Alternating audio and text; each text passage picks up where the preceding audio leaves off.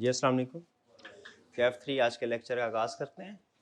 Lecture number है जी आज का 25। आज के लेक्चर में हम नया चैप्टर स्टार्ट करने जा रहे हैं, चैप्टर 5, जो कि हमारा रिलेट करता है डेटाबेस मैनेजमेंट सिस्टम से। लेकिन उससे पहले आपको पता है एज़ यूजुअल प्रीवियस लेक्चर की असेसमेंट करनी है मैंने कि आपको कंसेप्ट समझ आ पाए कि नहीं। उसके लिए क्विज़ लिंक आप लोगों के ग्रुप में शेयर कर दिया गया है। तैयार हैं तो बताइए, क्या क्विज़ स्टार्ट करें?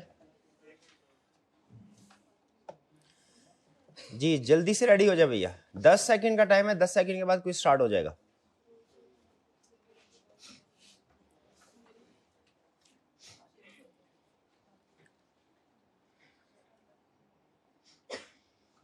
चलिए जी स्टार्ट करते हैं। पहला question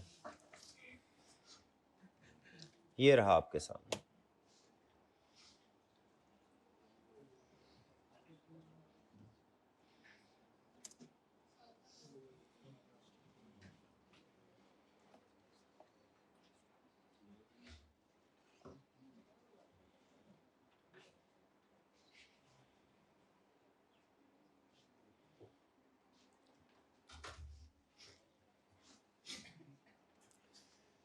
global e commerce company daily transaction log को प्रोसेस करना चाहती है, एनालाइज करना चाहती है, और वो टेराबाइट्स पे है डाटा, बहुत ज़्यादा डाटा। ट्रेडिशनल डाटाबेस तो इसको नहीं मैनेज कर पाएगा ना, इतने बड़े database. Care to process data parallel across multiple server using distributed storage. Multiple server अहम है और डिस्ट्रीब्यूटेड स्टोरेज, डिस्ट्रीब्यूटेड प्रोसेसिंग और स्टोरेज ये किस में होती है भला? इसके लिए सूटेबल ऑप्शन कौन सी होती है हमारी? Hadoop. Using which technology is most suitable? कौन सी टेक्नोलॉजी मोस्ट सूटेबल है? Hadoop for distributed data storage. अच्छा, अगर आपके पास ऑप्शन होती है हडूप और स्पार्क, तो फिर कौन सी वाली इनमें से ज्यादा स्पीड वाली ऑप्शन है? स्पार्क। शाबाश। Next question.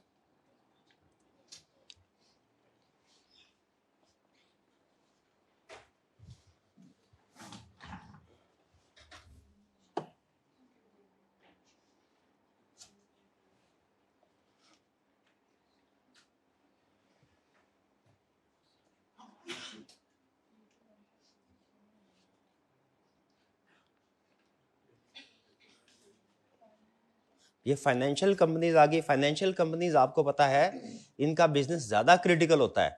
ये तो चंद सेकंड का डिले भी अपने डेटाबेस प्रोसेसिंग में अफोर्ड नहीं कर सकती, ऐसा ही है।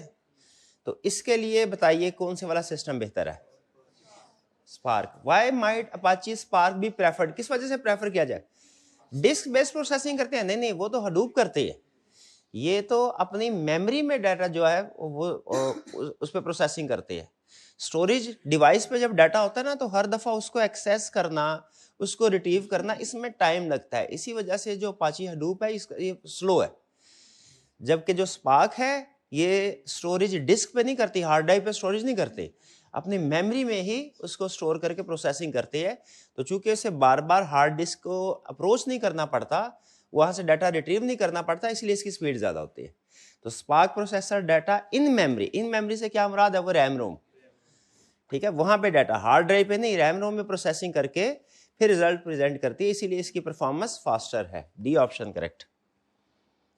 नेक्स्ट क्वेश्चन ये रहा।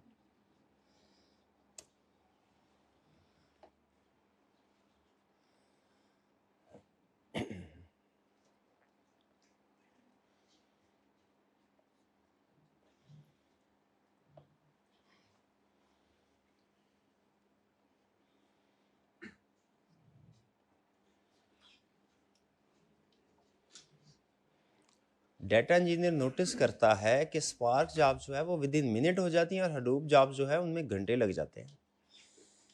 तो क्या चीज़ ये डिफरेंस को एक्सप्लेन कर सकती है? ये तो भी थोड़ी देर पहले डिस्कस किया, बल्कि उसका आंसर ही था ये। Next question 4।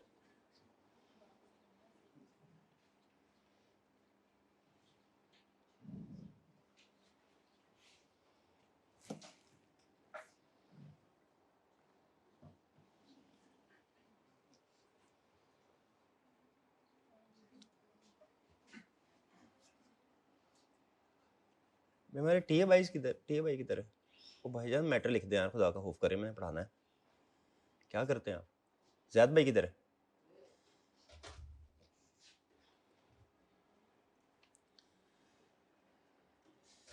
Ji, social media company store user profiles with varying fields, some have photos, others don't, which database type is most appropriate? अब देखिए बेसिकली कौन से डाटा का आपको इंडिकेशन दे रहा है, स्ट्रक्चर्ड है या अनस्ट्रक्चर्ड है? अनस्ट्रक्चर्ड। तो कौन सा डाटाबेस बेहतर होगा इसके लिए? No SQL database. शाबाश। स्ट्रक्चर्ड डाटा हो तो उसके लिए एसक्यूएल डाटाबेस यूज करते हैं, और सेमी स्ट्रक्चर्ड या अनस्ट्रक्चर्ड हो तो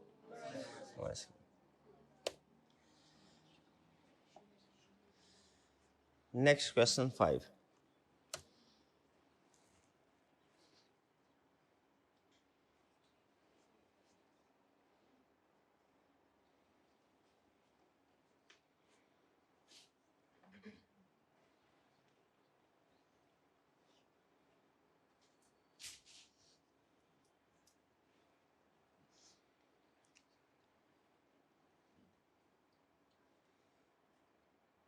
जी, क्लाउड बेस्ड कंप्यूटिंग का बेनिफिट पूछा है। क्लाउड बेस्ड कंप्यूटिंग तो हम पहले भी पढ़ चुके हैं, ऐसा ही है। वो कहता है लॉजिस्टिक कंपनी ने अपना डाटा इंटीग्रेट किया है एआई मॉडल और गूगल क्लाउड पे, तो कौन सा एडवांटेज मिलेगा? ऑन प्रेमिसेस रिसोर्स कंट्रोल नहीं, इसका ऑन प्रेमिसेस से काम ही नहीं है। लिमिटेड स्केलेबिलिटी एंड फ्लेक्सिबिलिटी नहीं, जो क्लाउड स्टोरेज क्लाउड कंप्यूटिंग होती है उसका तो बेनिफिट ही यही होता है कि जब चाहे आप उसको स्केल कर सकते हैं, स्केलेबल है, जब चाहे अपग्रेड कर सकते हैं। Unified platform for storage, analytics and AI tools. हाँ, यूनिफाइड प्लेटफॉर्म होता है, चूंकि आप एक ही सर्विस यूज कर रहे हैं तो आपका जो भी डाटा होगा वो एक ही सिस्टम में होगा, कंपैटिबिलिटी इश्यूज नहीं आएंगे। अगर कुछ डाटा आप एक प्लेटफॉर्म पे यूज कर रहे हो, कुछ दूसरे प्लेटफॉर्म पे, कुछ लोकली कर रहे हो, तो उसमें एक थोड़ा सा नुकसान ये हो सकता है कि different platform different formats of data use कर सकते हैं। जब आप उनको इंटीग्रेट करेंगे, इकट्ठा करेंगे, तो डिफरेंट फॉर्मेट्स होने की वजह से कंपैटिबिलिटी प्रॉब्लम आ सकती है। ऑन प्रेमिसेस रिसोर्सेज कंट्रोल नहीं, ऑन प्रेमिसेस और रिसोर्सेज फिर यूज ही नहीं होंगे ना इस प्रोजेक्ट से related.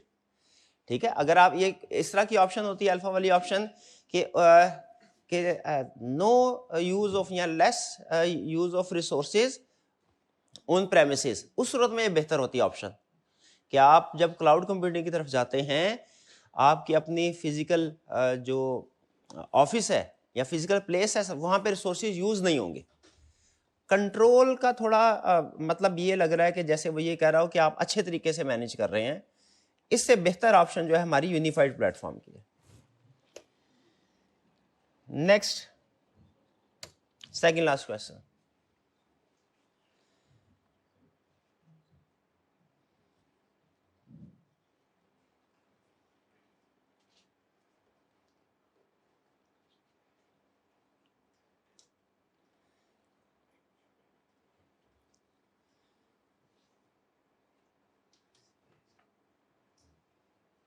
An enterprise is moving from on-site servers to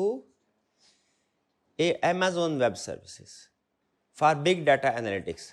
How does this shift improve cost efficiency? Ji, cost efficiency कैसे? Fixed manual hardware investment. भाई ऑन साइट सर्वर से Amazon वेब सर्विसेज की तरफ मूव कर रहे हैं, यानी क्लाउड कंप्यूटिंग की तरफ कर रहे हैं मूव, तो हार्डवेयर इन्वेस्टमेंट क्यों जरूरी होगी? वो तो नहीं चाहिए hardware investment. By maintaining all idle servers for redundancy, जितने भी हमारे आइडल सर्विसेज सर्वर हैं उनको हम मेंटेन करते हैं, नहीं वो तो सर्वर चाहिए नहीं हमें हमारे। Bye paying only for resources actually use, cloud computing का एक बड़ा फायदा ये होता है, आप सिर्फ उसी चीज के लिए पेमेंट करते हैं जिसको आप यूज करते हैं। ठीक है, आप कंप्लीट जो है वो सारे सर्वर के लिए जो आपका इंफ्रास्ट्रक्चर होगा उसके लिए पेमेंट नहीं करते। तो सी ऑप्शन करेक्ट है। क्लाउड कंप्यूटिंग में जो रिसोर्सेज यूज करेंगे, जितना स्टोरेज यूज करेंगे, जितनी प्रोसेसिंग पावर यूज करेंगे, आपको उतना ही पे करना पड़ेगा। ऐसा ही है ना? Next last question.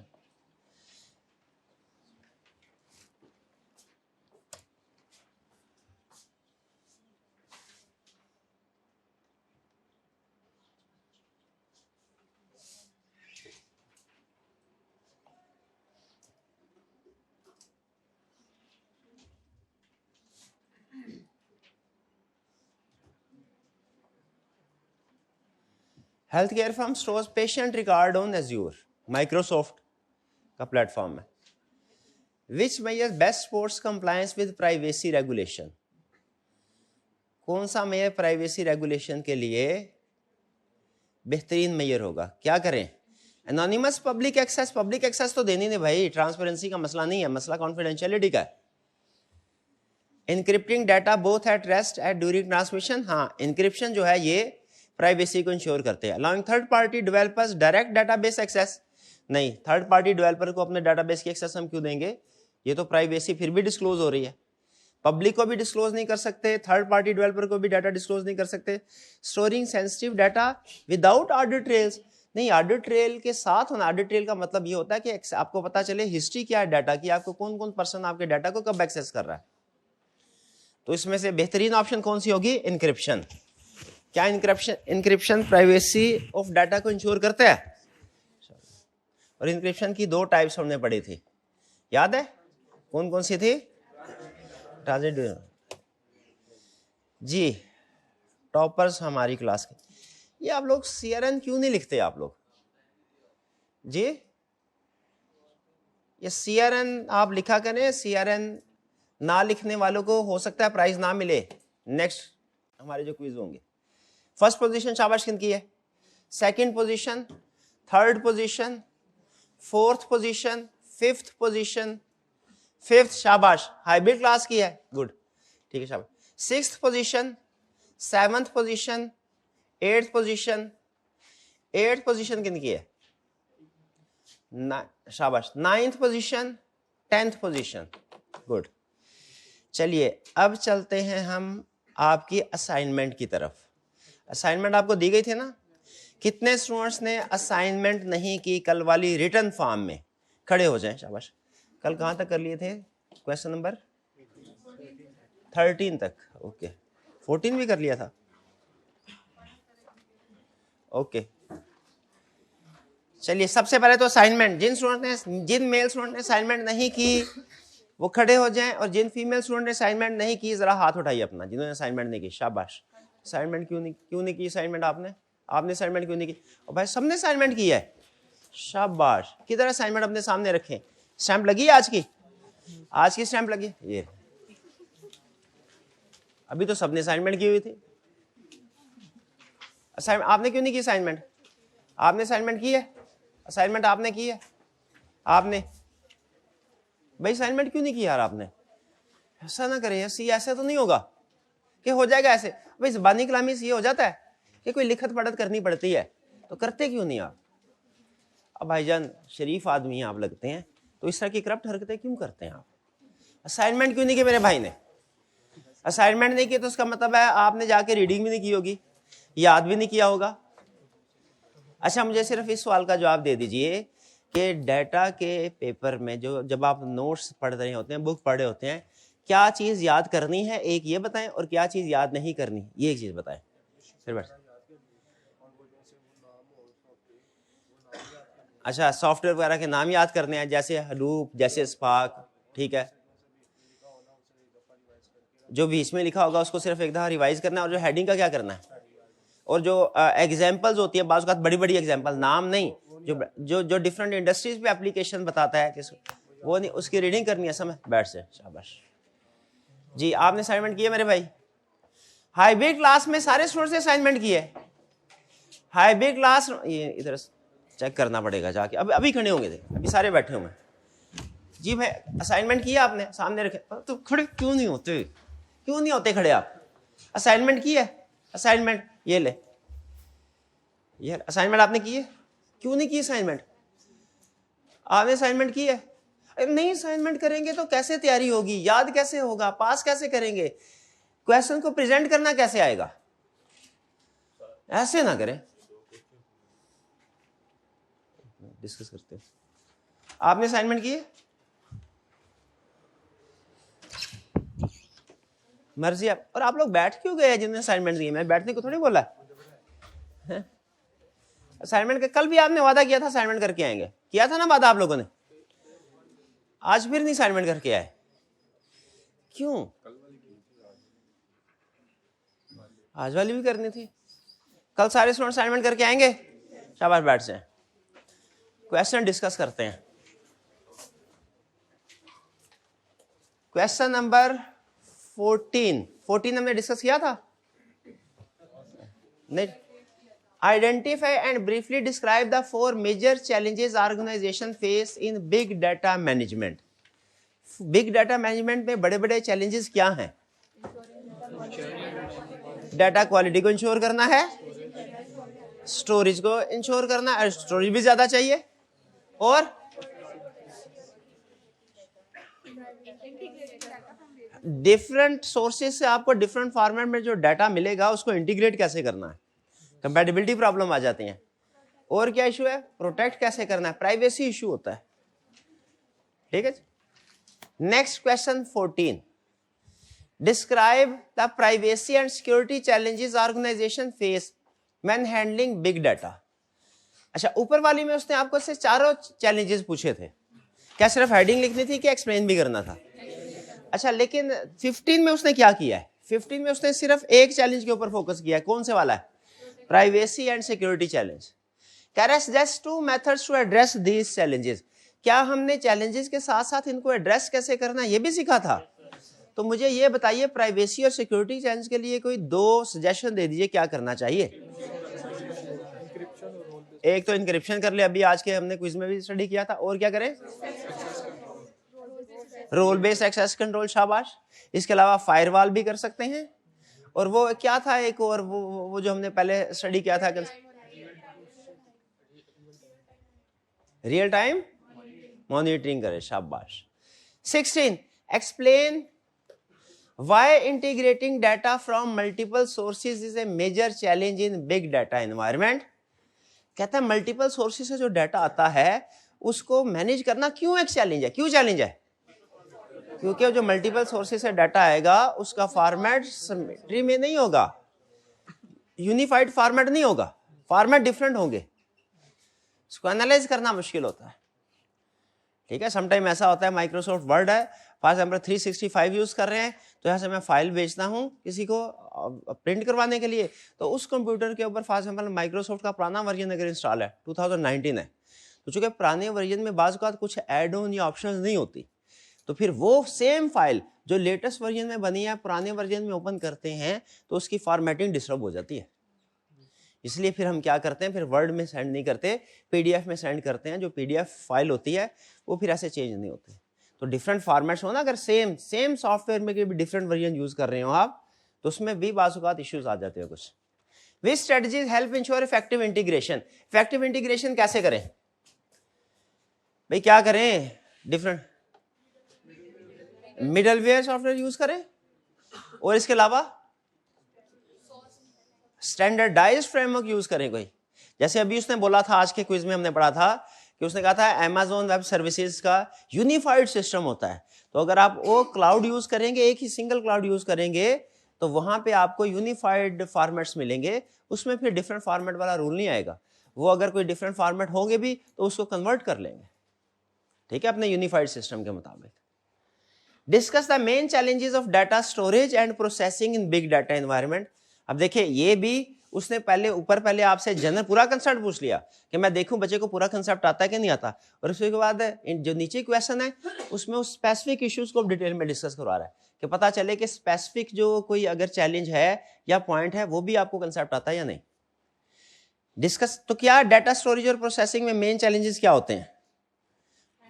क्या जो ट्रेडिशनल डाटाबेस मैनेजमेंट सिस्टम है वो उसको हैंडल नहीं कर सकता, तो फिर क्या करना चाहिए? हाँ, आपको लेटेस्ट जो है वो टूल्स हैं जैसे अपाचे हडूप, वो यूज करना चाहिए, स्पार्क यूज करना चाहिए जी। Next, emerging trends.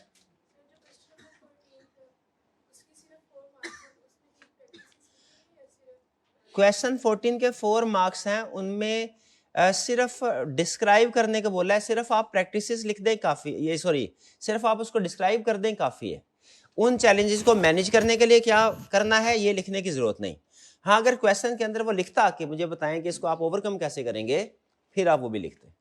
4 मार्क्स के लिए आपने सिर्फ हर पॉइंट की हेडिंग दे दी। याद रखें, नॉर्मली जो आपने मार्किंग से अपने जहन में रखनी है, जितने भी लर्निंग ऑब्जेक्टिव पढ़ रहे हैं आप, उसमें जो एक हेडिंग है विद एक्सप्लेनेशन, उसको 1 मार्क एज्यूम करना है। ये एग्जाम्पल्स के बगैर की बात कर रहा हूं, क्या एज्यूम करना है, एक इस लिहाज से चलना है। नेक्स्ट समटाइम 1.5 मार्क भी एलोकेट किया होता है उसने, लेकिन आपने बेंचमार्क क्या बना के चलना है, 1 पॉइंट का with explanation, 1 point with explanation कितने मार्क्स, 1 पॉइंट। कभी कभार होता है कोई पॉइंट ज्यादा डिटेल में होता है, उसको ज्यादा मार्क्स भी हो सकते हैं, हार्ड एंड फास्ट रूल नहीं है कोई, लेकिन नॉर्मली इसी तरीके से चलता है, आपने इसी तरीके से डिसाइड करना है कितना लिखेंगे। ठीक है, तो बाज़ औक़ात कभी अगर मार्क्स ज्यादा आते हैं तो आपको अंदाजा हो जाएगा कि यहाँ पे फर्ज कीजिए 4 उसने पूछे हैं पॉइंट्स, मार्क्स 5 है, तो कोई एक आधा पॉइंट ऐसा जरूर होगा जो कि लेंथी है। Next, identify and briefly explain 5 emerging trends in big data that are shaping in its future. Big trends कौन से हैं, लेटेस्ट ट्रेंड कौन से हैं? एआई और मशीन लर्निंग का यूज होता है, इसके अलावा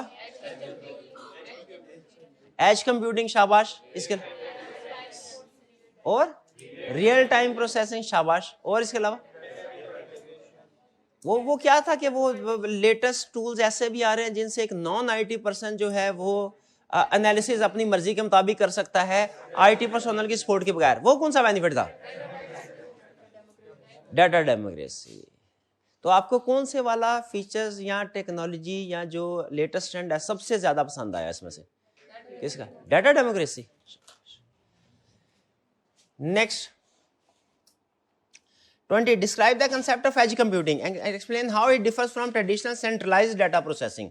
एज कंप्यूटिंग क्या भाई, जहां पे डाटा आप एक्सट्रैक्ट कर रहे हैं, जहां से डाटा कलेक्ट कर रहे हैं, उसी पॉइंट पे प्रोसेसिंग हो। जबकि ट्रेडिशनल डाटाबेस में क्या होता है, जो आपका सेंट्रल डाटाबेस सिस्टम होता है वहां पे सेंट्रल मेन सर्वर है, वहां पे प्रोसेसिंग होती है। Explain how artificial intelligence and machine learning enhance the value of big data. Identify 2 specific benefit organization gain from combining these technologies. भाई बताइए क्या बेनिफिट्स मिलते हैं एआई और मशीन लर्निंग से, क्या बेनिफिट्स होंगे? एक तो वो हमने मुझे याद आया कहीं पे पढ़ा था, थ्रेट ये होता है कि एआई के जरिए से अब वो जो वायरस क्रिएट करते हैं वो भी ज्यादा डेंजरस हैं। ठीक है, तो उनको कंट्रोल करने के लिए भी हम AI based security measures adopt करते हैं। एआई मशीन लर्निंग का एक फायदा तो ये होगा बिग डाटा में, और क्या फायदा है, पैटर्न को क्विकली लर्न करता है। जो आपके अटैक, जो खास तौर पे जो फ्रॉड अटैक्स होते हैं, फ्रॉडुलेंट अटैक्स होते हैं, साइबर अटैक्स, उनको क्विकली एनालाइज कर सकता है और प्रिवेंट कर सकता है हमारा एआई और मशीन लर्निंग। आपको पता है कि अब जो फ्रॉड करने के या साइबर अटैक्स के नए नए तरीके आ रहे हैं। ठीक है, उसमें तो अब तो आपको वेबसाइट करना, एग्जैक्टली सेम वेबसाइट बनाना वो चंद मिनटों का काम है। हैकर्स क्या करते हैं, वो सिमिलर वेबसाइट बना ले, जो पहले एआई और मशीन लर्निंग के बगैर पॉसिबल नहीं था। एग्जैक्टली सेम लोगो वाला बनाने में ही, जो एग्जैक्ट लोगो बनाने में ही बड़ी एफर्ट लग जाती थी। अब आपको पता है एआई जो है वो पूरी के पूरे जो सिस्टम है, ऐप है, वेबसाइट्स विद इन सेकंड्स तो नहीं, विद इन मिनट्स बना लेते हैं। तो अब अगर आपको लिंक भेजेंगे और आप फेक वेबसाइट पे जाते हैं, जो बैंक की फेक वेबसाइट है, आपको ऐसे लगेगा जैसे बिल्कुल सेम है। और फिर वहां पे साथ जब आप अपने क्रेडेंशियल्स एंटर करेंगे तो वो आपके साथ फ्रॉड हो सकता है, वो आपके क्रेडेंशियल्स को नोट करके ट्रांजैक्शन कर सकते हैं। 22, compare and contrast edge computing and real-time data analytics in terms of their focus, processing location and business value.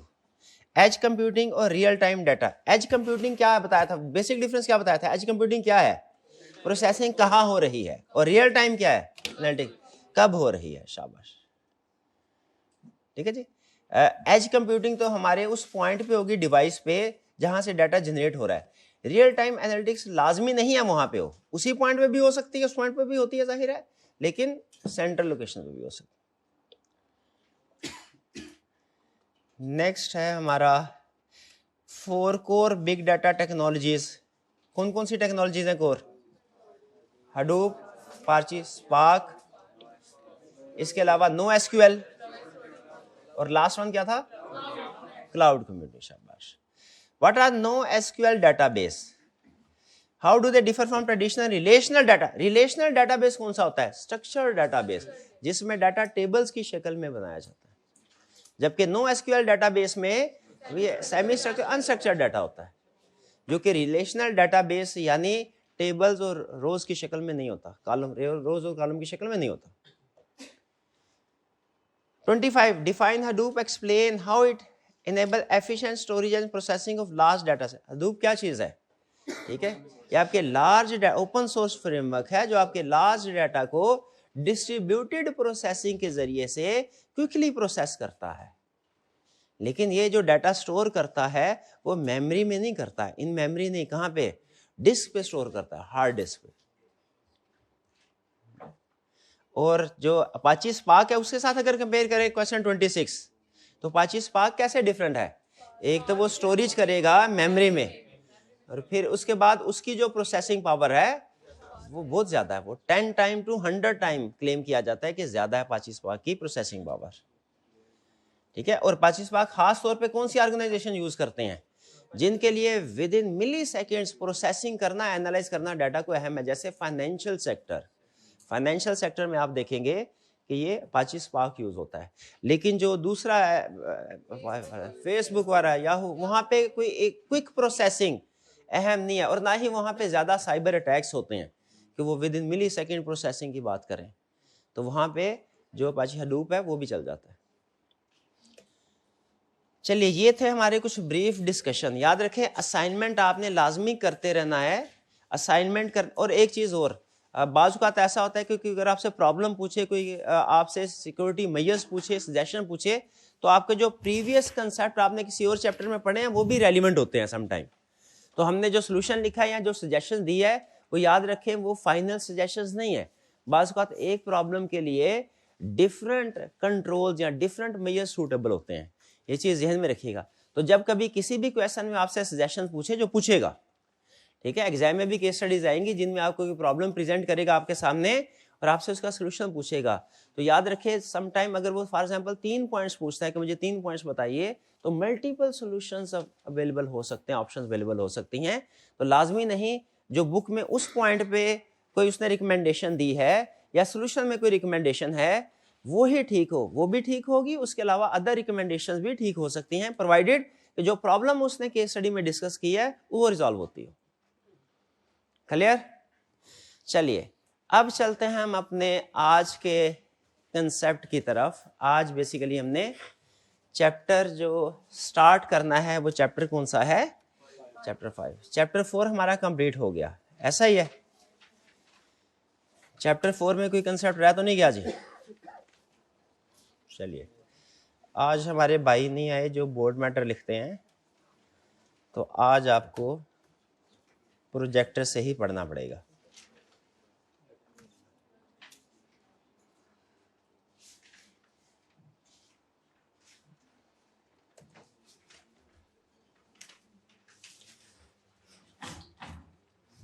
Ji, concept क्या जो आज हम स्टडी करने जा रहे हैं?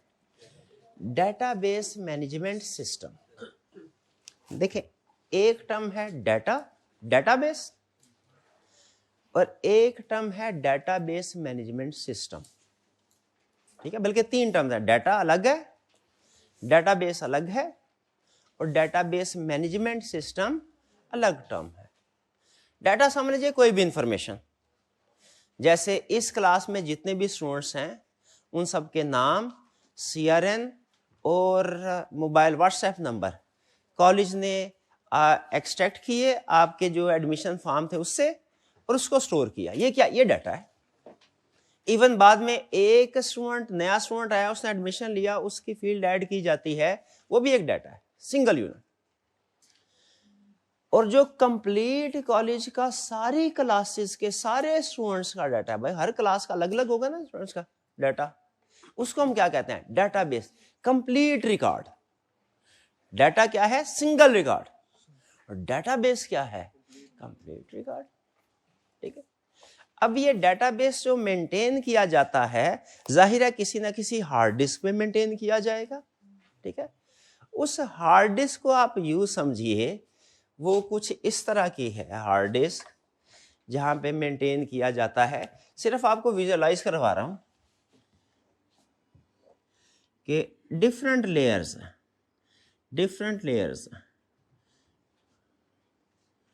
या यूं कहें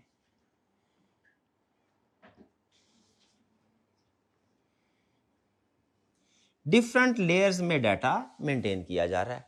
ये समझ लीजिए कि वो स्टोरेज डिस्क है जहां पे आपका डाटा स्टोर है, यहाँ स्टोर, यहाँ ये डिफरेंट लेवल्स के ऊपर।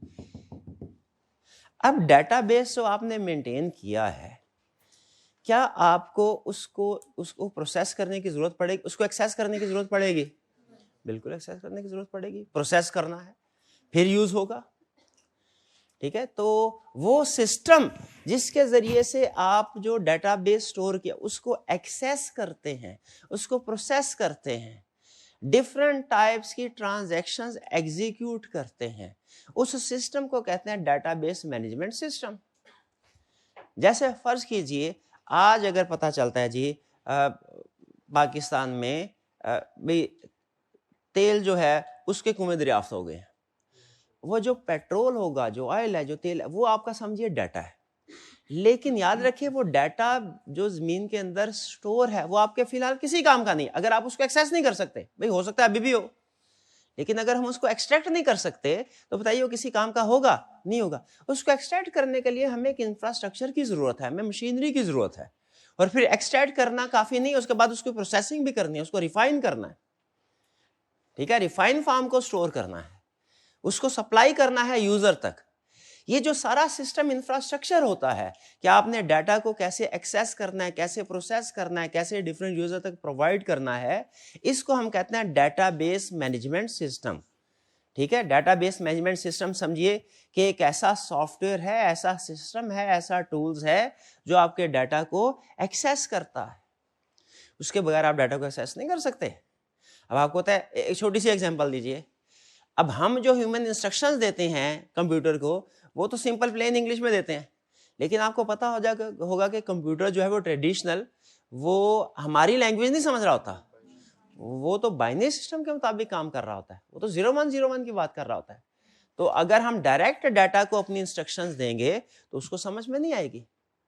हाँ, अगर डाटाबेस मैनेजमेंट सिस्टम हमारी इंस्ट्रक्शंस को कन्वर्ट करेगा, हमारी जो भी क्वेरी है, हमने जो भी पूछा है उसको कन्वर्ट करेगा कंप्यूटर रीडेबल फॉर्म में, और उसके मुताबिक फिर प्रोसेसिंग करके डाटा हमारे सामने रखेगा, तो यह है डाटाबेस मैनेजमेंट सिस्टम का काम। इसके बगैर हम डाटा को यूज नहीं कर सकते।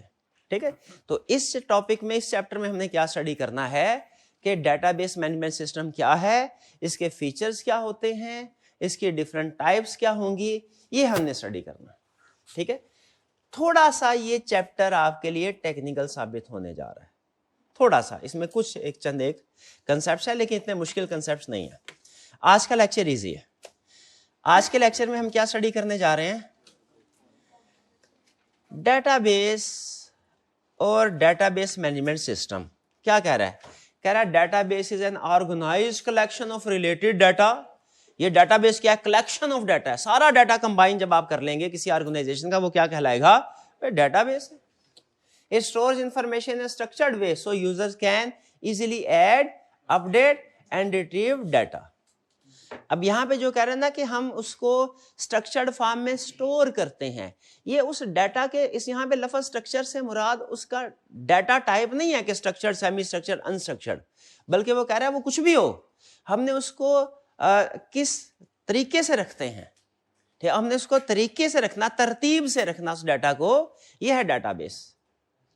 डाटाबेस मैनेजमेंट सिस्टम क्या कहता है? ये एक सॉफ्टवेयर है जो अलाउ करता है यूजर को कि वो क्रिएट कर सकते हैं, ऑर्गेनाइज कर सकते हैं, कंट्रोल कर सकते हैं एक डाटाबेस को। यानी डाटाबेस को कंट्रोल करने के लिए क्या यूज करना है हमने? Database management system. तो इन शॉर्ट हमारा डाटाबेस क्या हुआ? कलेक्शन ऑफ रिकॉर्ड, ऑर्गेनाइजेशन का सारा रिकॉर्ड, वो है डाटाबेस। और उस डाटा को एक्सेस करने के लिए, कंट्रोल करने के लिए, यूज करने के लिए जो हम सॉफ्टवेयर टूल यूज करेंगे उसे क्या बोलेंगे? Database management system. क्लियर हुई है बात? चलिए आगे चलते हैं। कह रहा है main components of database management system क्या हैं? डाटाबेस मैनेजमेंट सिस्टम के मेन कंपोनेंट, बड़े बड़े पार्ट्स क्या हैं?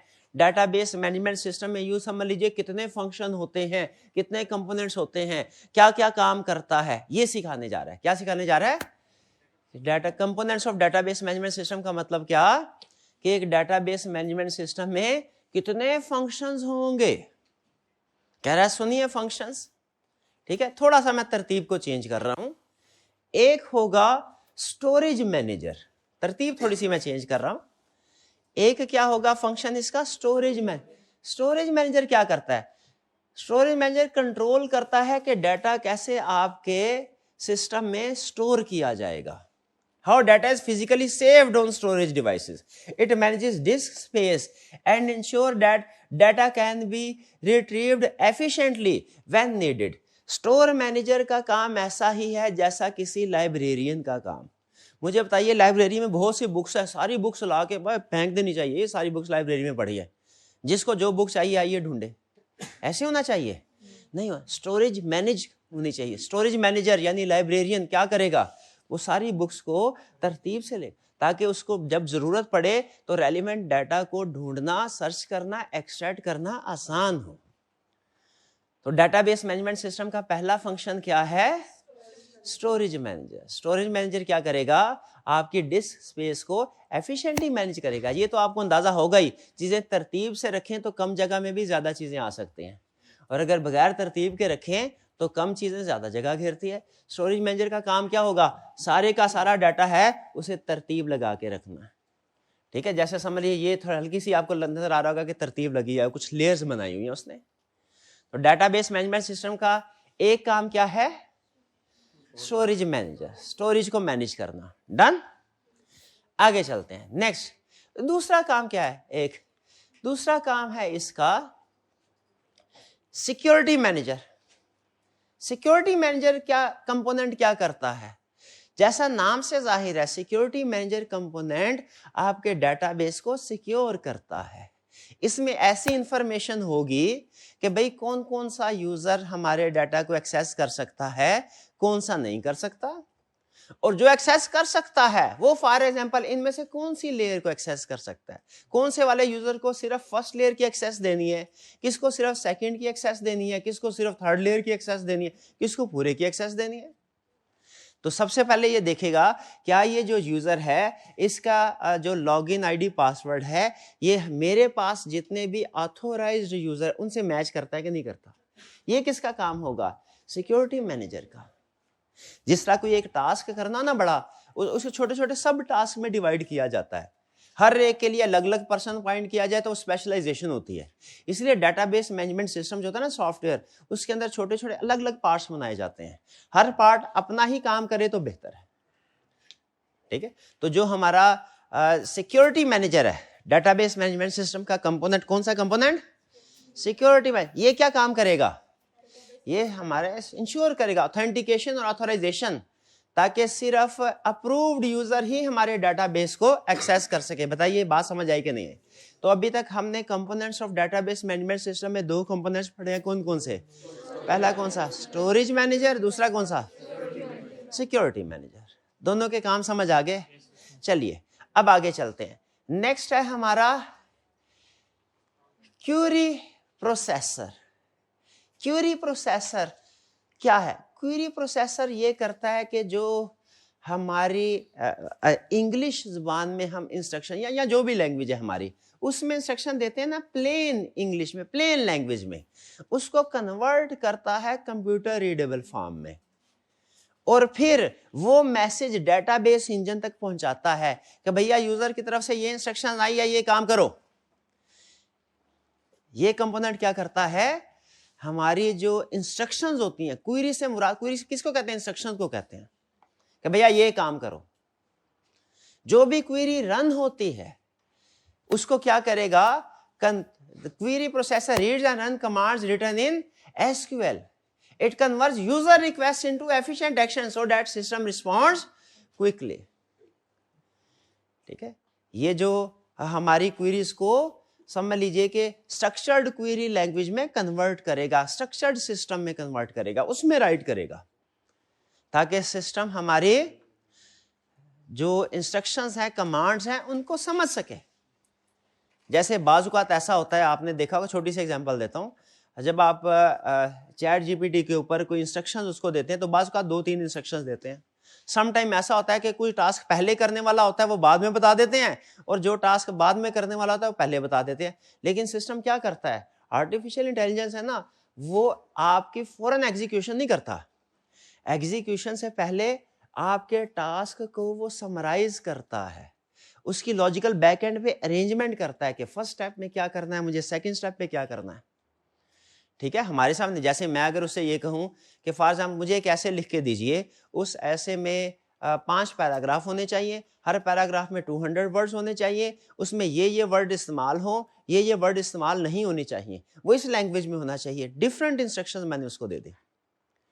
अब उसने खुद डिसाइड, देखिए पहले प्रोसेसिंग नहीं होगी, पहले वो खुद से डिसाइड करेगा कि मैंने आगे जिस सिस्टम ने ये सारे काम करने हैं, मैं पहले इंस्ट्रक्शन, एक कंपोनेंट ऐसा होगा जो तरतीब लगाएगा इंस्ट्रक्शंस की कि पहले मुझे इसको चेक करना है, फिर इसको चेक करना है, फिर इसको चेक करना है, और फिर वो दरमियान में जो मिडल मैन मैनेजर समझिए बैठा होगा, ये क्वेरी मैनेजर, वो आगे नेक्स्ट वो कंपोनेंट जिसने ये सारे टास्क एग्जीक्यूट करने हैं तरतीब से उसको बताता रहेगा।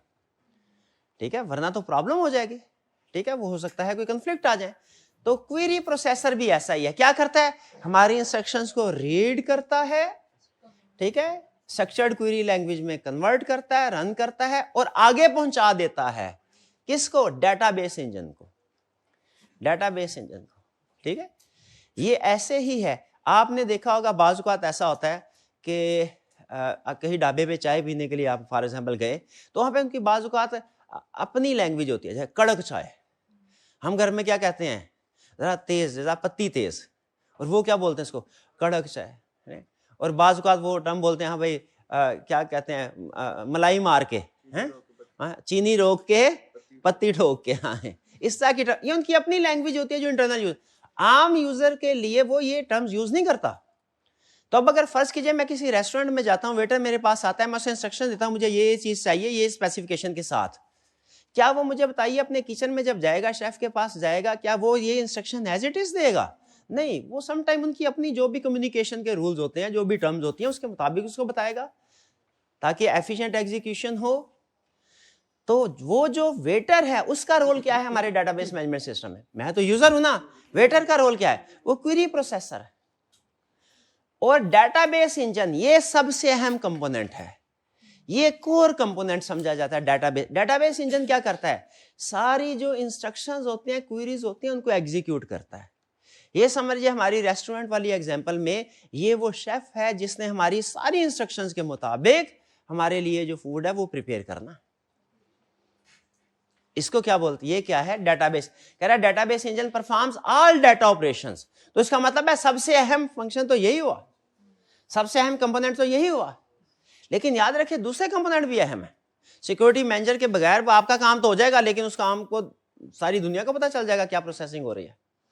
तो अपनी अपनी जगह पे हर कंपोनेंट अहम है, लेकिन समझ लीजिए कि जो कोर कंपोनेंट है वो कौन सा? हमारा database engine. It stores data, retrieves का मतलब क्या होता है? रिटर्न करना, वापस करना, किसी को प्रेजेंट करना। ठीक है, जब डाटा स्टोर होता है, यूजर कहता है मुझे ये शो करवाओ, तो सिस्टम जब वो स्टोरेज से डाटा उसके कंप्यूटर पे डिस्प्ले करवाता है स्क्रीन पे, इसको क्या बोलते हैं हम? ये क्या कर रहा है सिस्टम? रिट्रीव कर रहा है डाटा। तो it stores data, retrieves data and processes data as requested by user और एप्लीकेशन। तो कुछ कुछ समझ आया? हमारे कंपोनेंट सारे हो गए कंपोनेंट। हाँ, एक रह गया, क्या? Transaction manager. अच्छा, ये कंपोनेंट वो है जो हमारे नेक्स्ट लर्निंग ऑब्जेक्टिव से लिंक करता है।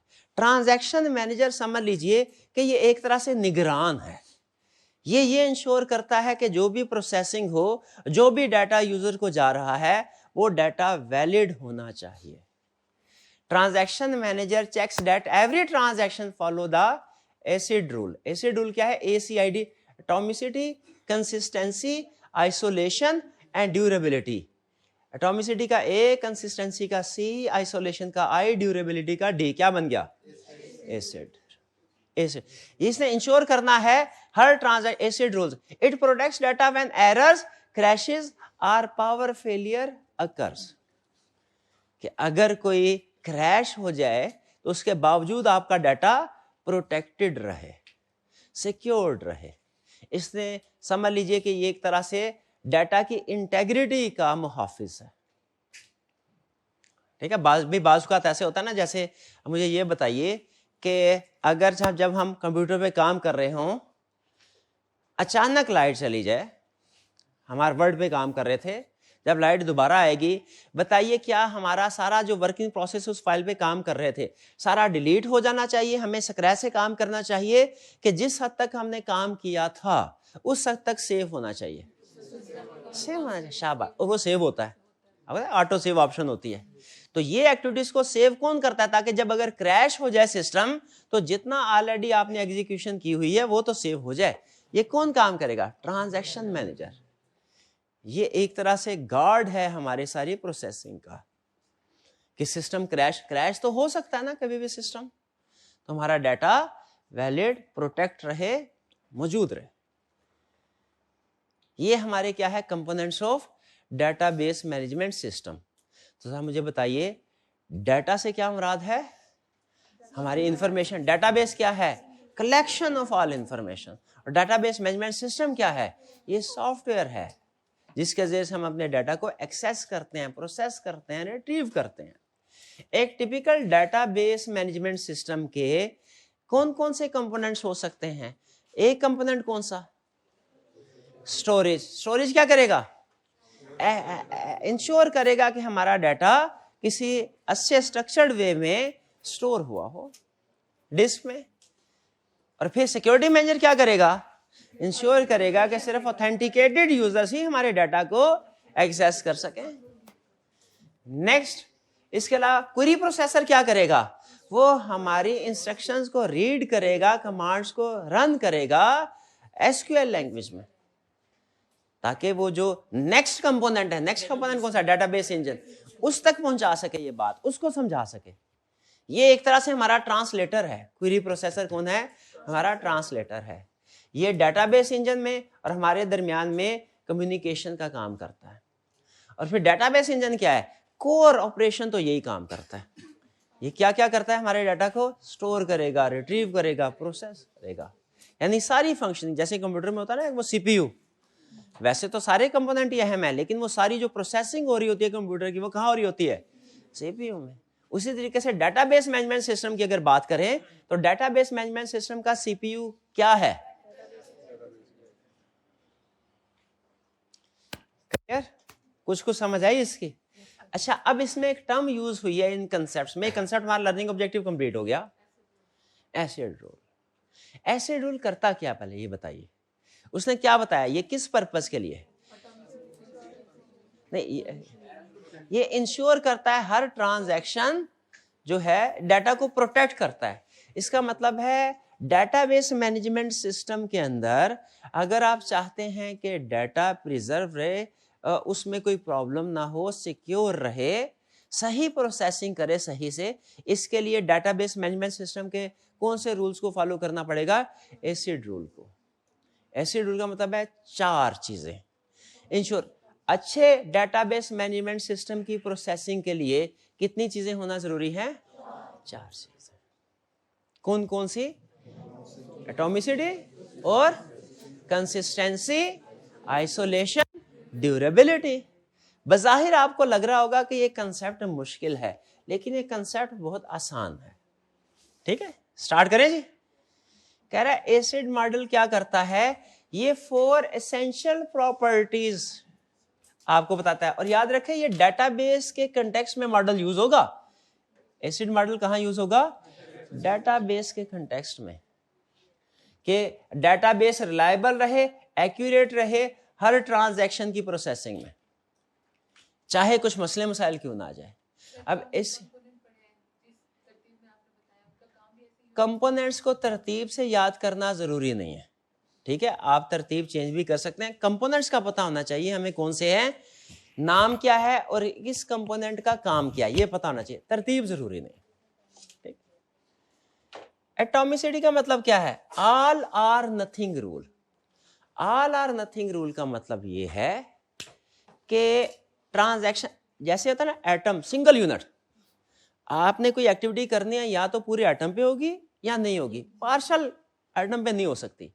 उसी तरह हमारी ट्रांजैक्शंस जो होती है ना, ये कंप्लीटली प्रोसेस होनी चाहिए, या तो सारी की सारी ट्रांजैक्शन प्रोसेस हो या कोई भी ट्रांजैक्शन प्रोसेस ना हो। जैसे काउंटिंग की लैंग्वेज में बात करें तो मुझे बताइए, अगर कोई भी ट्रांजैक्शन होती है उसका एक डेबिट भी होता है, क्रेडिट भी होता है।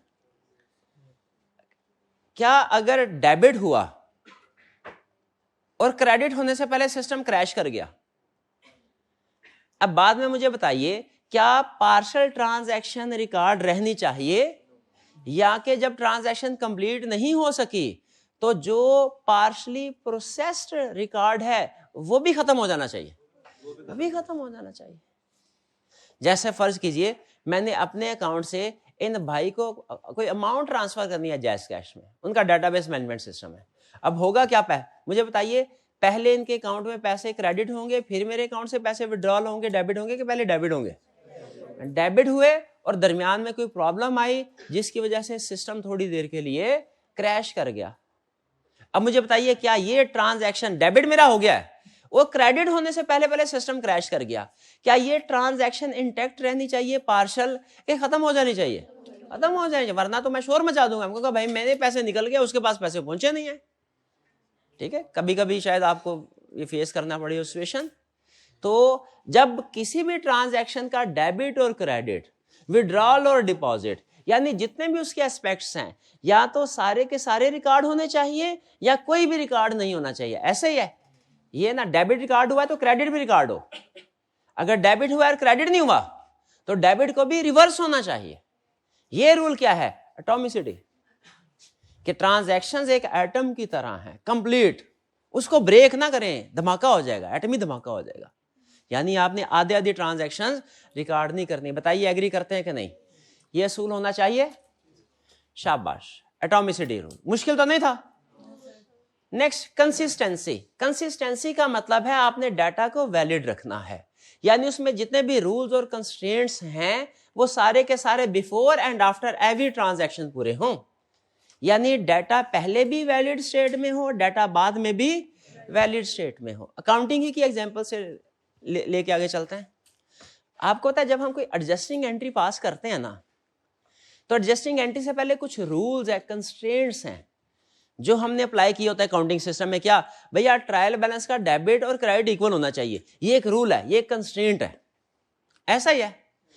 अब मैंने ट्रांजैक्शन रिकॉर्ड की, ट्रांजैक्शन रिकॉर्ड डेबिट और क्रेडिट दोनों ही हो गए, डेबिट हुआ 2500 से, क्रेडिट हुआ 250 से। अब बताइए क्या मेरा ट्रायल बैलेंस इंटैक्ट रहेगा, वैलिड स्टेट में रहेगा, कि ट्रायल बैलेंस आउट हो गया? आउट हो गया। तो ये जो कंपोनेंट है, ये जो फीचर है कंसिस्टेंसी, ये क्या इंश्योर करता है कि डाटा वैलिड रहे, यानी जितनी अमाउंट का आपका डेबिट है ये एक रूल बना देगा, जो डेबिट की अमाउंट है वही अमाउंट क्रेडिट की होनी चाहिए, तभी डाटा वैलिड होगा। हम जब प्रैक्टिकली फाइनेंशियल स्टेटमेंट्स बनाते हैं या उसमें एडजस्टिंग एंट्री पास करते हैं तो फिर ये रूल खास तौर पे रखते हैं, डेबिट और क्रेडिट इक्वल। आपको पता है बेसिक रूल है हमारे अकाउंटिंग के, डेबिट और क्रेडिट इक्वल होना चाहिए। अगर डेबिट ट्रांजैक्शन पहले तो वैलिड स्टेट में था डाटा, ट्रायल बैलेंस इक्वल था, टैली था, हमने कोई एडजस्टिंग एंट्री पास की, उसके बाद वो वैलिड स्टेट में नहीं रहा डाटा, यानी ट्रायल बैलेंस का डेबिट क्रेडिट आउट हो गया, तो बताइए हालांकि डेबिट भी रिकॉर्ड हुआ, क्रेडिट भी हुआ, ट्रांजैक्शन कंप्लीट रिकॉर्ड हुई है, सारे दोनों एस्पेक्ट रिकॉर्ड हुए हैं, लेकिन वो किसी रूल को, किसी कंस्ट्रेंट को फॉलो नहीं किया उसने, जैसे debit is equal to credit होना चाहिए। डेबिट भी हो क्रेडिट भी हो, ये कौन इंश्योर करेगा? एटॉमिसिटी। डेबिट और क्रेडिट इक्वल होने चाहिए, ये कौन इंश्योर करेगा? कंसिस्टेंसी। मैं सिर्फ एग्जांपल दे रहा हूं, बाकी जाहिर है डेटाबेस के लिहाज से डिपेंड करेगा कि आपका रूल क्या है, कंस्ट्रेंट क्या है। भाई ये समझ आया, डाटा को वैलिड रखना है। डेटाबेस मैनेजमेंट सिस्टम में जितनी भी प्रोसेसिंग हो उसमें एटॉमिसिटी को इंश्योर करना चाहिए जी, कंसिस्टेंसी को भी इंश्योर करना चाहिए। भाई कोई मुश्किल तो नहीं है, ये इजी। चले आगे चल, फिर अगला आइसोलेशन। आइसोलेशन का मतलब क्या है? आइसोलेशन का मतलब ये है कि जो ट्रांजैक्शंस, जितनी भी ट्रांजैक्शंस हैं वो अलग अलग आइसोलेटेड रिकॉर्ड हो रही हो। जैसे prevent interference between transaction. Isolation allows multiple transactions to happen at the same time without affecting each other. Each transaction runs as if it were alone in the system. Bank में, jazz cash में मैंने भी account खुलवाया, हमें account खुला, अब daily basis के ऊपर उसका सैकड़ों ट्रांजैक्शन होती है। क्या कोई ऐसा सेकंड होगा कि जिसमें एक से ज्यादा ट्रांजैक्शन इकट्ठे प्रोसेस हो रही होंगी? सोचे, हो रहा होगा। तो अगर इकट्ठे प्रोसेस हो रही है भाई, वो केबल्स के, इमेजिन कीजिए केबल के इधर से मेरी इंफॉर्मेशन आ रही, ट्रैवल कर रही है वो तारों के अंदर है, बिट्स बाइट्स की शक्ल में, इधर से इनकी इंफॉर्मेशन ट्रैवल कर रही है, किसी जगह पे दोनों मिले, मेरा 0101 इनका 1010 के साथ मिक्स हो गया, अब मेरी अमाउंट इनके अकाउंट में, इनकी ट्रांजैक्शन मेरे अकाउंट में, ऐसे हो सकता है कि नहीं? ट्रांजैक्शंस आपस में उनका डाटा जो है वो कंबाइन मर्ज हो सकता है, जिसकी वजह से एक की ट्रांजैक्शन दूसरे के अकाउंट में, दूसरे की ट्रांजैक्शन किसी और के अकाउंट में हो सकती थी। लेकिन डेटाबेस मैनेजमेंट सिस्टम जो है हमारा, क्या उसमें ये फीचर होना चाहिए कि हर ट्रांजैक्शन को आइसोलेट करना है दूसरे की ट्रांजैक्शन से, मेरी ट्रांजैक्शन अलग रिकॉर्ड होगी। देखें प्रॉब्लम क्या है, एक ही डेटाबेस है, बहुत से यूजर उसको साइमल्टेनियसली रिकॉर्ड कर रहे हैं। अब देखें डेबिट क्रेडिट भी है, दोनों ट्रांजैक्शन हो रही है, debit is equal to credit भी है, लेकिन एक ही वक्त में सेल की ट्रांजैक्शन भी रिकॉर्ड हो रही है, परचेज की भी हो रही है, तो आपस में मिक्स ना हो जाए, इसलिए क्या हर ट्रांजैक्शन को आइसोलेट करना चाहिए। यही आइसोलेशन है कि डेटाबेस में डिफरेंट ट्रांजैक्शन की आइसोलेशन होनी चाहिए, हर ट्रांजैक्शन अलग अलग रिकॉर्ड हो, ऐसे जैसे सिस्टम में वही एक ट्रांजैक्शन है, दूसरी कोई ट्रांजैक्शन है ही नहीं, तो वो एक ट्रांजैक्शन अलग रिकॉर्ड होगी, दूसरी ट्रांजैक्शन अलग रिकॉर्ड होगी। अब ये सिस्टम में जाहिर है मल्टीपल प्रोसेसिंग करनी पड़ेगी, इसको वो ऑप्शंस होती हैं। आइसोलेशन समझ आया कि ट्रांजैक्शन के दरम्यान में इंटरफेरेंस ना हो। और फिर क्या है ड्यूरेबिलिटी। ड्यूरेबिलिटी क्या है कि आपकी जो ट्रांजैक्शन रिकॉर्ड हो गई है, डेबिट भी हुआ क्रेडिट भी हुआ, दोनों इक्वल थे, साइमल्टेनियसली बहुत सी ट्रांजैक्शन रिकॉर्ड हो रही है, सिस्टम क्रैश हो गया, वायरस आ गया फॉर एग्जांपल, या किसी वजह से क्रैश बंद हो गया, जब सिस्टम को रीबूट करेंगे, रीस्टार्ट करेंगे, तो क्या उसे जीरो से शुरू होना चाहिए, या लास्ट जो हमने एक्टिविटीज जो कंप्लीट कर ली थी वो स्टोर होनी चाहिए? इसको कहते हैं ड्यूरेबिलिटी। सिस्टम परमानेंटली मौजूद, जो ट्रांजैक्शन रिकॉर्ड हो गई हैं वो परमानेंटली रहनी चाहिए, जब तक हम खुद ना डिसाइड करें कि डाटा लाइफ साइकिल में अब वो टाइम आ गया है। कौन सा? आर्काइव वाला। कौन सा था डाटा लाइफ साइकिल में? लास्ट स्टेप कौन सा था? डिलीशन वाला। जब तक खुद ना चाहे डाटा डिलीट ना हो, परमानेंटली मौजूद रहना चाहिए कि नहीं रहना चाहिए? मैंने भाईजान को व्हाट्सएप मैसेज किया, उसके बाद फर्ज कीजिए हम दोनों का मोबाइल जो है बैटरी खत्म हुई, डेड हो गया, रीस्टार्ट किया, मैसेज वहां मौजूद होना चाहिए कि नहीं? ये है ड्यूरेबिलिटी। ठीक है, उसके जाहिर डेटाबेस मैनेजमेंट सिस्टम के अंदर अपना उन्होंने कुछ सिस्टम ऐसा स्टोरेज का किया होगा कि डाटा उधर स्टोर होता जाएगा, और वो फिर जब सिस्टम क्रैश स्टोर भी होता जाएगा और परमानेंटली स्टोर होगा, परमानेंटली स्टोर होगा। कुछ कुछ बात समझ आई आपको? एसिड फ्रेमवर्क में 4 कैरेक्टरिस्टिक्स कौन कौन सी है? Atomicity, consistency, isolation. एटॉमिसिटी क्या कहती है? सारी की सारी ट्रांजैक्शन रिकॉर्ड हो, पार्शल ना हो। कंसिस्टेंसी क्या कहती है? ट्रांजैक्शन से पहले भी डाटा वैलिड स्टेट में होना चाहिए, ट्रांजैक्शन के बाद भी वैलिड स्टेट में, डेबिट क्रेडिट इक्वल हो। आइसोलेशन क्या कहती है? अगर मल्टीपल यूजर साइमल्टेनियसली आपके डाटाबेस को एक्सेस कर रहे हैं तो हर एक की प्रोसेसिंग अलग अलग होनी चाहिए, हर एक को ऐसे ट्रीट करें जैसे आइसोलेटेड है, वरना मिक्सिंग हो जाएगी। ड्यूरेबिलिटी क्या कहती है कि अगर आपका सिस्टम कभी क्रैश होता है तो जो ट्रांजैक्शन आप पहले प्रोसेस कर चुके हैं वो परमानेंटली सेव होनी चाहिए। भाई अच्छे फीचर्स है कि नहीं? अच्छे फीचर्स। क्लियर? अच्छा बताइए, कितने स्टूडेंट्स को आज का लेक्चर मुश्किल लगा? जरा बताइए, फीडबैक। कितने स्टूडेंट्स को मॉडरेट लगा? कितने स्टूडेंट्स को इजी लगा लेक्चर? शाबाश, इजी वाले ज्यादा। ठीक है सर, चलिए आज का लेक्चर यहाँ पे खत्म करते हैं हम। अल्लाह हाफिज।